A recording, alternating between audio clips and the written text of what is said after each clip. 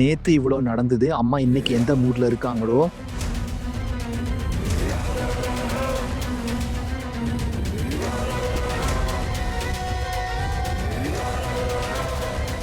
கேளுங்க, நான் எல்லார்கிட்டையும் சொல்லிடுறேன்.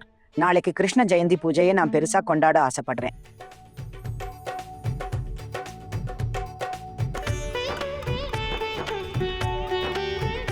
மார்க்கெட்டுக்கு யாரு போறீங்க? நாளைக்கு கிருஷ்ண ஜெயந்திங்கிற நினைப்பு யாருக்கும் இல்லை. நான் இன்னைக்கு மார்க்கெட்டுக்கு போகிறேன். நீங்கள் எப்போவுமே சின்னதாக தானே பூஜை பண்ணுவீங்க. இந்த வாட்டி திடீர்னு ரொம்ப பெருசாக பூஜைன்னு சொன்னால்... ஆமா பெரிய மாமி, ரொம்ப பெருசா பூஜை பண்றதுனால செலவு ரொம்ப அதிகமாகுமே. என்ன பண்றது? செலவானா ஆகட்டும், என்ன பண்ண முடியும்?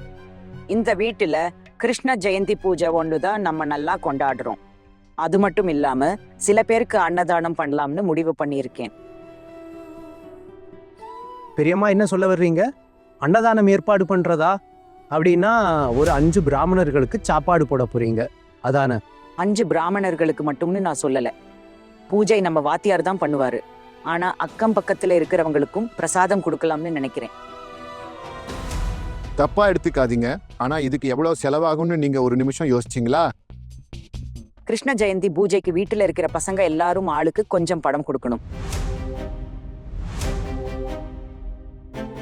கொழுந்தனாரே, நீங்களும் கொஞ்சம் படம் கொடுக்கணும். நானா? எனக்கு இருக்கிற மாச செலவுல மூச்சு விட கூட முடியல. இதுல இது வேறன்னா என் மூச்சே நின்னுடுவான். நான் என்ன பண்ணுவேன்? என்ன கொஞ்சம் புரிஞ்சுக்கோங்க. நீங்க மறுபடியும் ஒரு வாட்டி யோசிச்சு பாருங்க. நான் உங்ககிட்ட பூஜைக்குன்னு எதுவும் கேட்டதில்லை கொழுந்தனாரே. வீட்டு செலவுக்கு கூட நான் அவ்வளவு சிக்கனமா தான் பாத்துக்கிறேன்.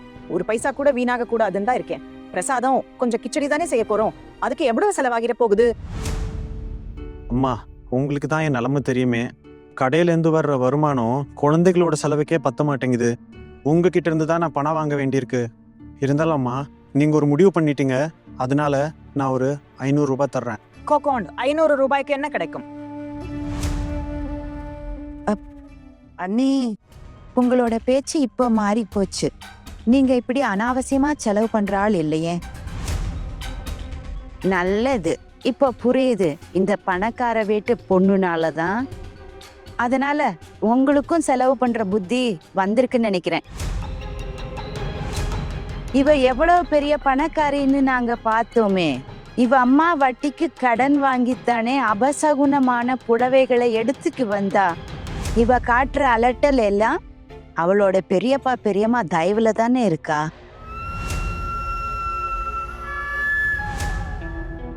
இங்க வந்து ஒட்டிக்கிட்டு நம்ம காசுல சீன் காட்டிட்டு இருக்கா. இப்ப கூட எச்சரிக்கிறேன் அண்ணி, ஜாக்கிரதையா இருங்க. இந்த பொண்ணு உங்களை ஒரு நாள் உங்க பிறந்த வீட்டுக்கு கூட்டிட்டு போன உடனே இவ தன்னை இந்த வீட்டு மகாராணின்னு நினைச்சுக்கிறா. என்ன சொன்னீங்க அத்தை? நான் உங்ககிட்ட பல தடவை சொல்லியிருக்கேன், என்ன வேணாலும் சொல்லுங்க, ஆனா எங்க அம்மாவை பத்தி தப்பா பேசினா என்னால கேட்டுக்க முடியாது. நான் அம்மா கிட்ட பூஜையை பத்தி எதுவுமே சொல்லல.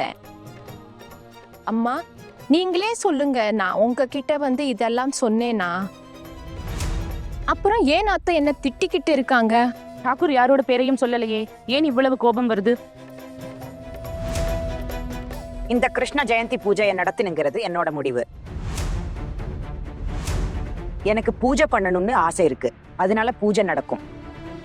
யாரும் பணம் கொடுத்தாலும் சரி, கொடுக்கலைனாலும் சரி.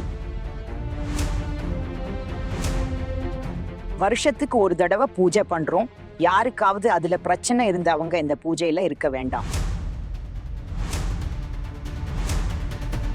பெரியம்மா, கிருஷ்ண ஜெயந்தி பூஜை பண்ணணும்னு முடிவு பண்ணிட்டீங்கன்னா அந்த பூஜை கண்டிப்பா நடக்கும்.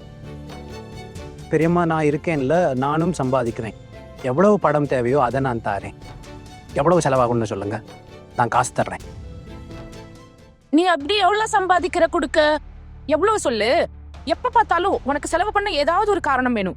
நீ மட்டும் மொத்த செலவையும் ஏத்துக்கணும். கடவுளோட ஆசீர்வாதம் உனக்கு மட்டும் தான் கிடைக்குமா? மத்தவங்க எல்லாம் சும்மா ஆசீர்வாதம் வாங்கிக்கணுமா? அம்மா, நானும் காசு கொடுக்கலான்னு தான் நினைச்சேன். இந்த மாசம் ரொம்ப செலவாயிடுச்சு, கையில காசு இல்லை. நீங்க சொன்னா நான் வேணும்னா கடன் வாங்கி தர்றேன். நீ கடன் வாங்கிட்டு வர பணத்தை வச்சு நான் பூஜை பண்ணணுமா? இல்லம்மா, என்ன பண்றது, என்கிட்ட காசு இல்லையே. என் சம்பளம் முழுசையும் உங்க கையில தானே கொடுத்துடுறேன். அதுல இருந்து மாசம் மாசம் உனக்கு 500 ரூபாய் நோட்டு எடுத்து கொடுக்கறேனே, அது என்ன ஆச்சு? அம்மா, அதெல்லாம் பஸ் சார்ஜுக்கே சரியா போயிடுது. பெரிய பெரிய ஹோட்டலுக்கு எல்லாம் போயிட்டு வந்தா செலவாகத்தானே செய்யும். அப்புறம் பெரிய சினிமா தியேட்டருக்கும் போகணும்ல. அத்தை, ஏன் என்கிட்ட இப்படி பேசுறீங்க? நான் முன்னாடியே சொன்னேனே, அந்த செலவு நான் பண்ணல. அதெல்லாம் மகானா கொடுத்தா, நான் கொஞ்சம் தான் கொடுத்தேன். பாக்கியெல்லாம் மகானா தான் கொடுத்தா. திரும்ப திரும்ப சொல்ல வேண்டியதில்லை, சொல்லிட்டீங்க போதும். ஒரு விஷயம் சொல்லு, உன்னோட பொண்டாட்டி இருக்காளே, என்ன வேலை பார்க்கறா? எவ்வளோ காசு சம்பாதிக்கிறான்னு இப்போ அவ்வளோ காசு வாரி இறைக்கிறா. நமக்கு தெரியும் தானே, நமக்கு அவ அம்மா கிட்ட எவ்வளோ காசு இருக்குன்னு. நான் ஏதாவது சொல்ல போய் இவ மறுபடியும் டயலாக் பேச ஆரம்பிச்சிடுவா. இவ்வளவு காசு எங்க இருந்து வருது? அட மாமா, இப்போ இந்த விஷயம் வேணாமே. பெரியம்மா பாருங்க, யாரால எவ்வளோ முடியுமோ அதை கொடுக்கட்டும். ஆனால் இந்த வாட்டி என்னால் காசு கொடுக்க முடியாது. என்கிட்ட கொடுக்கறதுக்கு ஒரு பைசா கூட இல்லை. நீங்கள் தப்பாக நினச்சிக்காதீங்க, ஆனால் என்கிட்ட நிஜமாவே காசு இல்லை. பொய் சொல்றாரு. தினமும் காசை மிச்சம் பண்ணி கொண்டாந்து பீரோவில் ஒரு டப்பாவில் வச்சுட்டு இருக்காரு. இங்க காசு கொடுக்க மனசு இல்லை, அதனால தான் பெரியம்மா முன்னாடி இப்படி பொய் சொல்றாரு. ரொம்பத்தான் பண்றாங்க. இவரை பத்தி எனக்கு தெரியாதுதான். உண்மையா உன் பெரிய அண்ணன் பொய் சொல்லல. அவகிட்ட நிஜமாவே காசு இல்லை. இல்லைனாலும் அவரு 500 ரூபாய் தராரு. எனக்கு தெரியும், அவருக்கு இதுவே தெரசா. ஆமாக்கா, இவகிட்டையும் ஒரு பைசா கூட மிஞ்சல. ஆனா என்கிட்ட கொஞ்சம் காசு இருக்கு, அதை எடுத்து தரேன். அம்மா, அவரோட உங்க சின்ன மகனோட பங்கு எவ்வளவு வருமோ அது கொடுத்துருவார். என் மகன் காசு கொடுப்பானா இல்லையான்னு நீ முடிவு பண்ணுவியா?